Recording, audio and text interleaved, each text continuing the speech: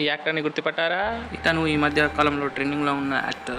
ఇతని పేరు వచ్చి బస్లీ జోసఫ్. డైరెక్టర్ టెస్ శంకర్.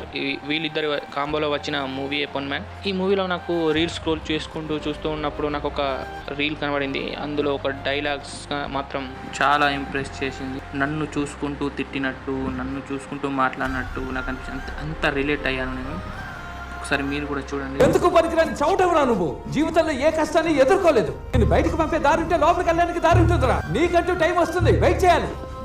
నీలాంటి ఎదవలు చేసిన తప్పుల వల్లేరా నా పరువు పై నేను తింటూ జీవితంలో ఏదో ఒకటి సాధించాలనుకునే నాలాంటి వాళ్ళేరా నష్టపోతున్నావు. నీకేమేది అర్థం కావురా. నువ్వు ఊహల్లో బతుకుతున్నావు. కష్టపడి పోరాడి బతికి చూడరా, అప్పుడు తెలుస్తుంది. మన బాబు తాత మన కోసం 10 పైసలు కూడా సంపాదించి పెట్టలేదు. దొరికిన టైంలో మనం సంతోషపడాలి, లేని టైంలో మనం కష్టపడాలి.